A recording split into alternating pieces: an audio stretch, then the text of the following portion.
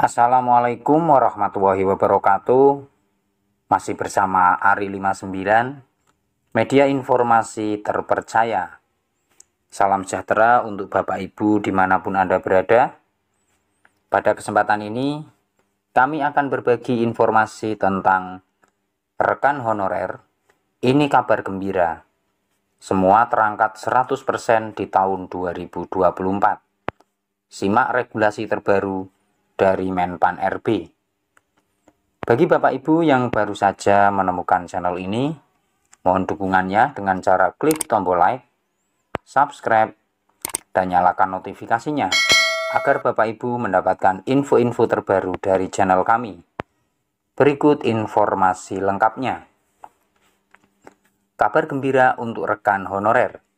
Pengangkatan 100% di tahun 2024. Rekan-rekan honorer di seluruh Indonesia, ada kabar baik.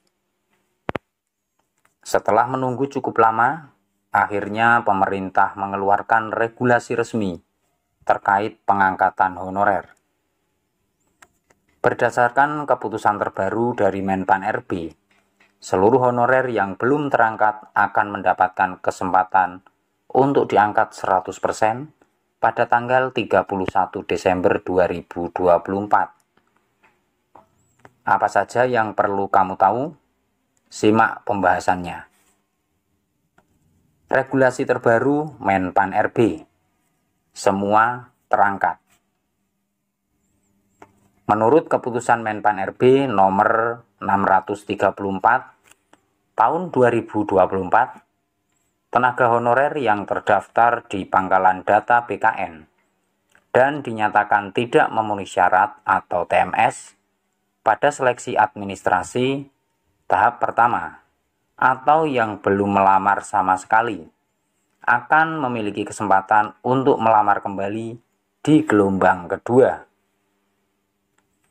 Ini berarti jika kamu termasuk dalam kategori yang belum lulus atau bahkan belum sempat melamar, kamu masih bisa bergabung dalam seleksi pegawai pemerintah dengan perjanjian kerja PPPK yang akan dibuka pada tanggal 20 Desember 2024. Siapa saja yang bisa melamar? Berdasarkan regulasi ini, kamu bisa melamar kembali jika termasuk dalam kategori di bawah ini. Yang pertama yaitu honorer TMS pada seleksi administrasi tahap pertama. Kedua, honorer yang belum pernah melamar. Dan yang ketiga adalah honorer yang TMS dalam seleksi administrasi CPNS. Namun, ada beberapa persyaratan yang perlu dipenuhi. Melamar hanya bisa dilakukan untuk instansi tempat kamu bekerja dan hanya pada 4 formasi tertentu saja. 1. Pengelola umum untuk SD SMP. 2. Operator layanan operasional untuk jenjang pendidikan SMA. 3. Pengelola layanan operasional Diploma 3, dan yang terakhir yaitu penata layanan operasional jenjang S1 atau D4. Jadi, pastikan kamu memilih formasi yang sesuai dengan kualifikasi pendidikan dan jabatan di tempat kerja. Prioritas tidak lagi. Salah satu hal yang perlu diperhatikan adalah tidak ada lagi prioritas bagi pelamar, yang berarti semua akan diperingkat berdasarkan hasil seleksi. Jika kamu berhasil lulus dalam perankingan, maka kamu akan dinyatakan lulus. Jika tidak, maka akan ada peluang untuk mengusulkan pengangkatan paruh waktu atau penyesuaian formasi di instansi masing-masing. Proses pendaftaran dan formasi terkunci.